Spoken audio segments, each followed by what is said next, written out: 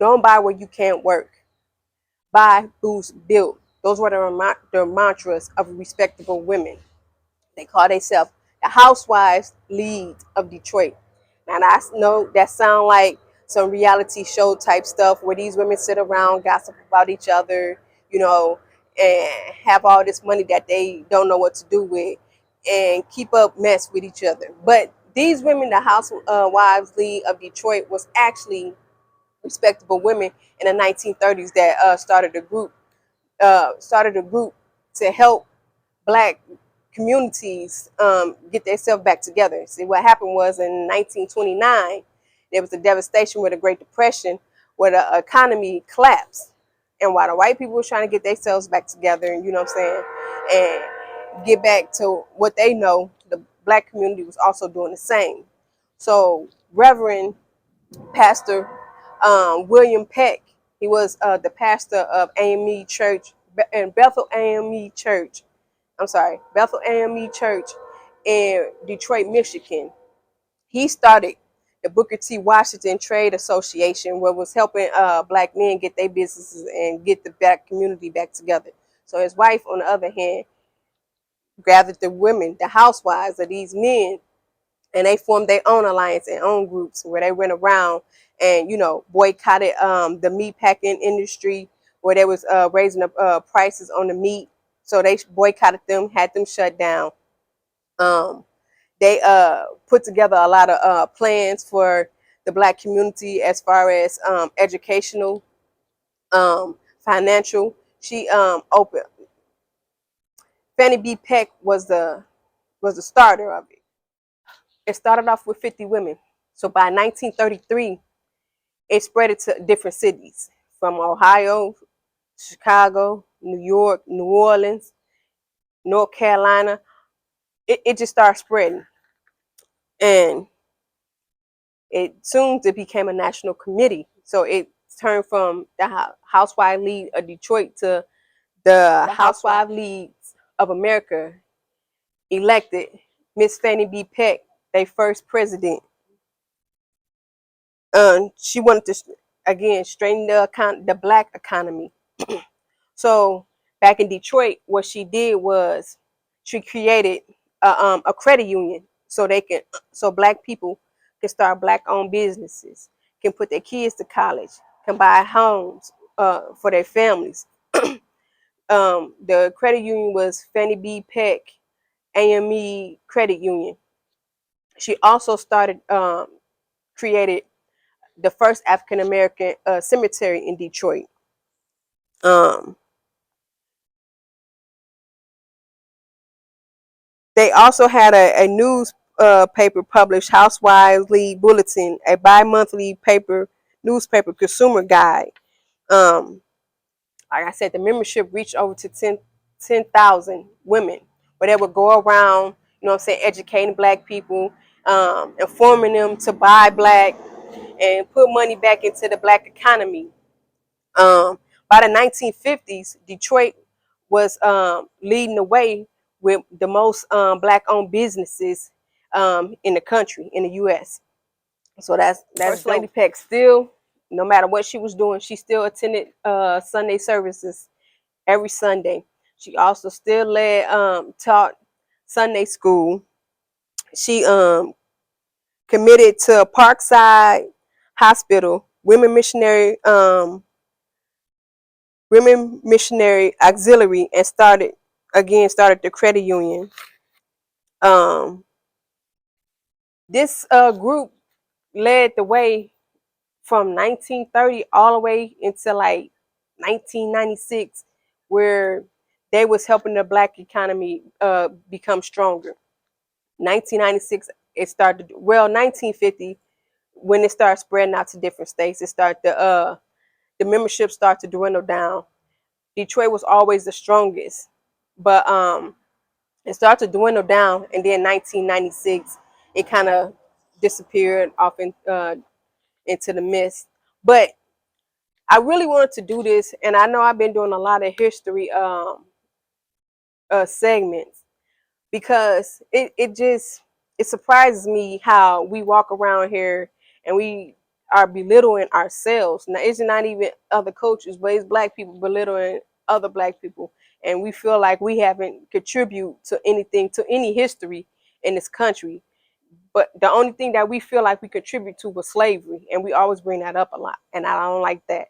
I like to bring up the positive that we brought. You know, Memorial's Day, we helped start that. You know, we are dignified people, we are respectable people, we are not these people that they portray us to be on these TV shows and all that stuff.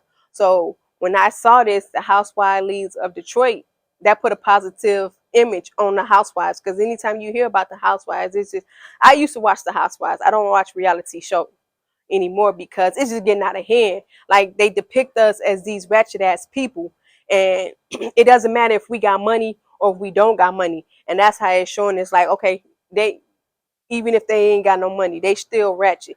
When they got money, this is how they act. You know what I'm saying? And these are beautiful ass women that be on TV depicting us as these ratchet ass people. We don't talk like that all the time.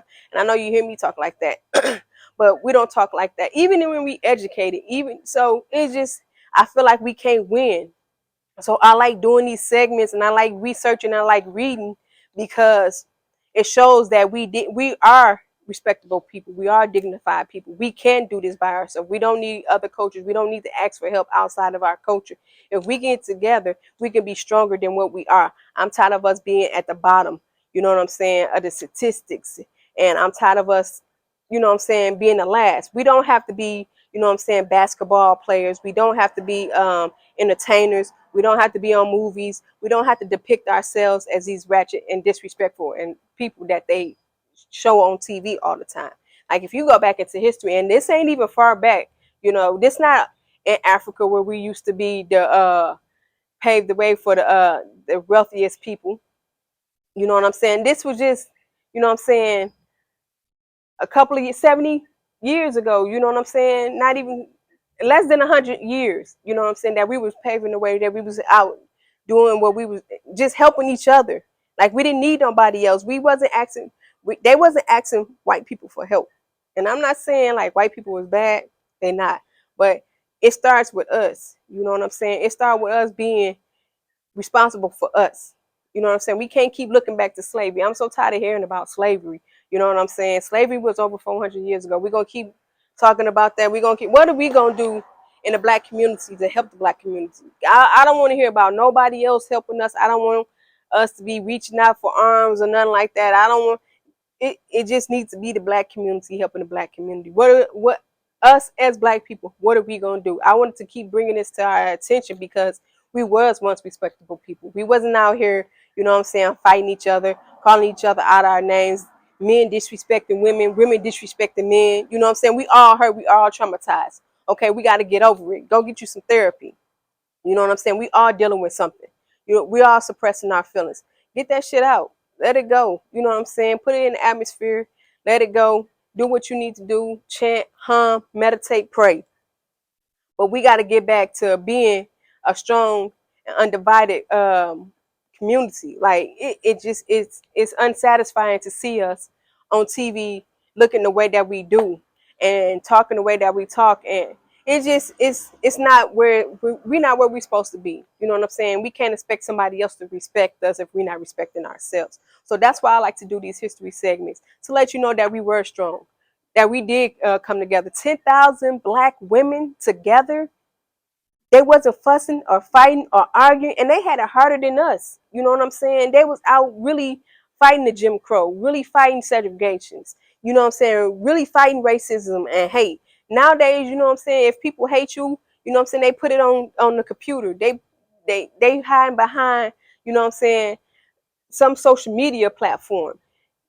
These people were fighting that every day in their face. You know what I'm saying? Getting hung, getting strung up, getting raped, abused, and beaten. We're not getting that every day. It's not an everyday thing. You don't hear that every day. What you hear every day is us beating each other up, us talking down to each other. You know what I'm saying? So we can't keep blaming somebody else for the for a past trauma that we should have been got help for. You know what I'm saying? I took the step of actually reading, sitting down reading and listening to a lot of stuff and looking up a lot of stuff. Why y'all can't do that?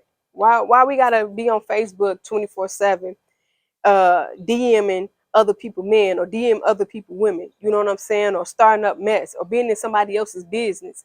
This should be your business right here. Trying to figure out how to rebuild the Black community without adding everybody else in our business. You know what I'm saying? Excuse me. Without adding everybody into our business. We need to take the first step. We need to stop depending on other people to take that step for us. You know what I'm saying? We need to start respecting ourselves. It start with us. It start with us. It start with you. You know what I'm saying? You to blame, just like I'm to blame. I'm not just putting it off on you. I'm to blame because I do ignorant stuff too. I'm out here. I will be the first to say I listen to ratchet music that, disrespect women and depict women as just, what I'm saying, sex objects. I listen to music that depict men that gotta walk around with dreads and guns and, say sad their pants and say how they deal drugs all day long. It shouldn't be like that. We wasn't like that 30 years ago. We wasn't like that 40 years ago. If these people that paved the way for us, they picked up their cross and had to, what I'm saying, do all this stuff that I just named, and I know they didn't have it easy, especially when these older white people, you know what I'm saying, these were some bad, evil ass white people. Not like today, they hide behind the scenes. They probably in their house talking shit. These were people that talk shit outside. These were people that didn't want to feed you. These are the people that wanted you to leave land that they brought you to, which I mean, I don't understand. How you gonna bring somebody to this land and then tell them you got to go back? Hell, if I got to go back, well, we both got to go back. That's a different video, but still, we have to get ourselves together. We cannot look upon the enemy. We cannot look upon other people to help us get our house in order. We as Black people have to get our house in order, and this is start with us. And this is a step, because history repeats itself. And I noticed, like reading books and reading history, that a lot of stuff that they're doing and the systems that they're putting into place, these are the same old systems. The devil ain't got no new tricks. My granny said that all the time. Old people say that all the time. I ain't gonna just say my granny. I know older Black people say that all the time. The devil ain't got no new tricks. These ain't no new tricks that these people are inputting. You know what I'm saying? They might sound new to you. They might sound it a different way. They're not using the old words. But when they start talking, these are the same tricks that they've been doing back then. They just recreating them. You know what I'm saying, sweet talking them in a whole different way. Some of the laws that they're passing now, it's a lot of stuff. This is a long time coming. You know what I'm saying? They are planning. They are plotting and they are planning. You know what I'm saying? And we need to be doing the same. We need to be plotting and planning because we are so divided. And by the time we get together, but when they get their plan together, we're going to be so lost. It's going to be over for us. We need to start. It's not too late right now to start. So I just want to show y'all that we were once great people. You know what I'm saying? Women could sit in a room together and get along and not argue about, you know what I'm saying, who man got the most money or, little stupid. I don't even know what women argue about because I don't argue. But stupid stuff that women argue about, we don't have to sit in the room. 10,000 women, just imagine, 10,000 women got together. They put all their differences aside, got together and created a Black economy so their children and their neighbors' children can thrive. It's not about them. It was about the future, to create generational wealth, to create Black wealth. Where do you think Black excellence come from? Black excellence is just not about, you know what I'm saying, the superstars that you see on TV. Black excellence starts in the normal neighborhoods where we are. It starts with us. So our kids look up to us, you know what I'm saying, to catapult them forward. Let's do that. Let's do that. Let's get together and stop gossiping. But stop being dramatic. Stop being messy. I can't stand messy ass people. I don't like being around messy ass people. Let's create good vibes. Let's create good energy. Let's create a good, strong, unbreakable Black economy. That's what we need to be doing. Let's figure that out. Hey man, I love y'all. Peace.